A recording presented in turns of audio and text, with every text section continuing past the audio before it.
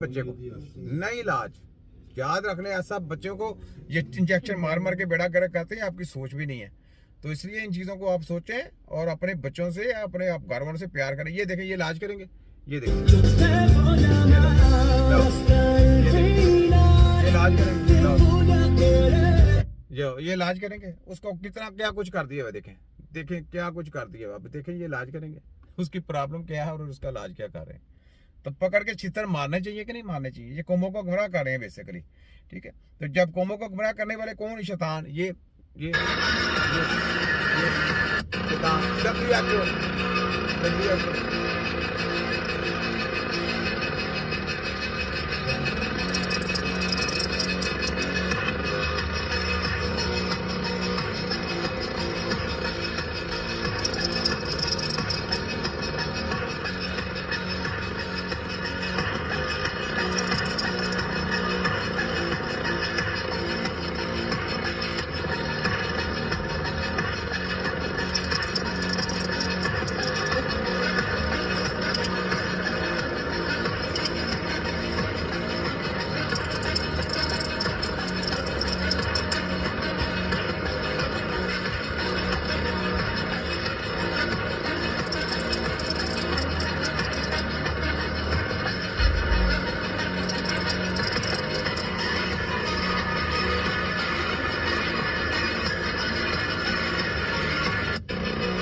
ये है शैतान के लोग। मैंने आपको क्या बोला, WHO के शैतान है, शैतान के लोग हैं। शैतान के लोगों में ये भी शामिल है लॉर्ड मैकाले।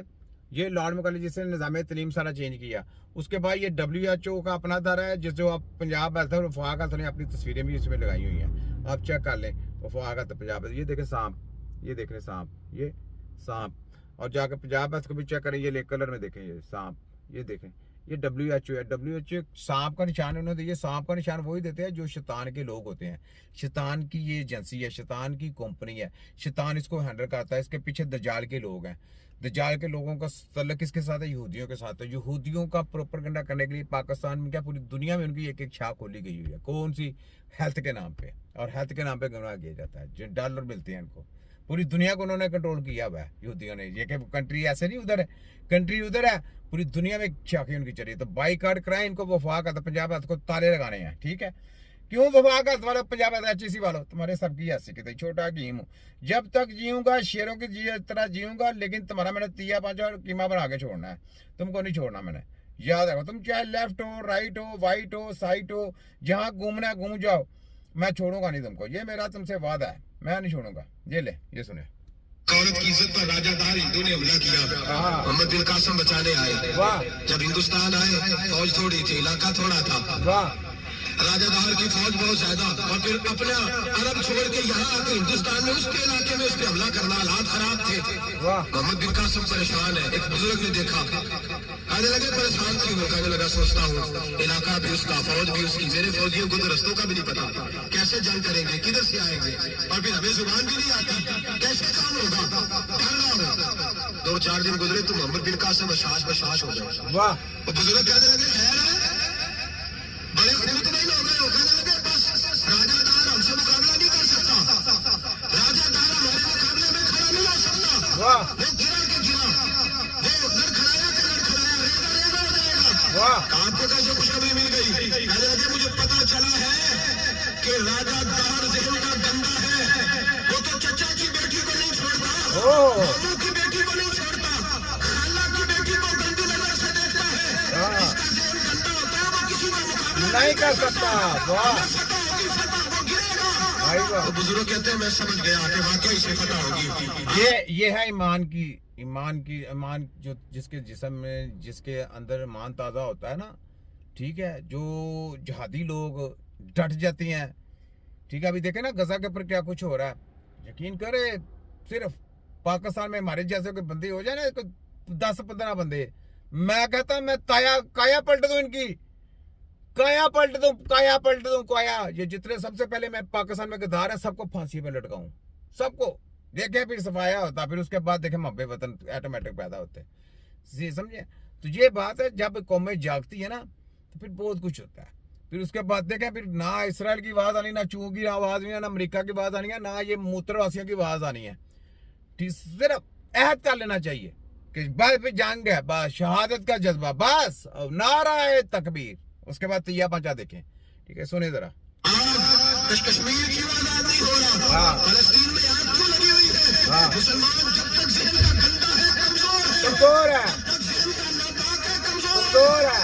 हज़रत साद बिन अबी वक़ास रज़ी अल्लाह तआला अन्हु फरमाया करते थे, अल्लाह मुसलमान की मदद उतनी देर तक करता रहता है जितनी देर तक मुसलमान का ज़हन साफ है, किरदार पाक रहता है।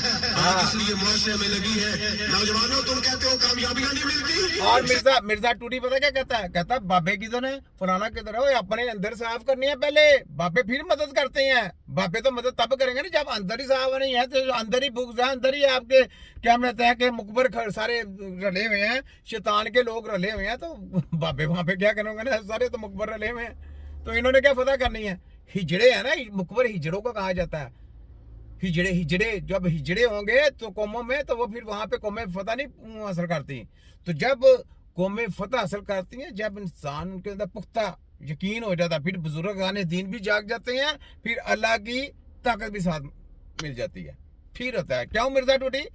बाबू का पता चला बाबे कैसे काम करते हैं, यही बात है। तेरे जवाबों का हर जवाब मेरे पास है। तेरे खोते की ऐसी कहते छोटा हकीम हूँ, ना मैं मुल्ला, ना मैं कारी, ना मैं हाजी, ना मैं व्यापारी, मैं हूँ तिब्बे नबी का एक छोटा सिपाही जिसने मिर्जा टूटी की सरेआम है पापा कराई। इसको कहते हैं कि नजीर राई। चल मिर्जा टूटी भज, तेरे खोते दी ऐसी दी तैसी। तेरे पीछे एक और वीडियो आई, वो आ रही है मेरी वीडियो, वो चल रही है, स्टेप बाय स्टेप आ रही है, वो भी चाह रही है, ये भी चाह रही है, वो भी चाह रही है। कितने महाज, जितने महाज छोड़ोगे, हर महाज पे मैंने आना है, हर महाज पे तुम्हारे साथ टक्कर है मेरी, तुम्हारे सबकी ऐसी की तैसी। छोटा हकीम हूं मैं, छोटा पर काम में तीखा। आगे सुनो। कामयाबी मिल सकती है जिसका ज़हन ही साफ नहीं, कैसे दुनिया की बाजी जीत सकता है जिसकी निगाह की बात नहीं, कैसे आगे बढ़ सकता है जिसके किरदार में पाकीज़गी नहीं। अपने आप को पाक कर लो, अल्लाह हर मुश्किल में तुम्हारी मदद फरमाएगा, और मैंने कहा जब आदमी नापाक होता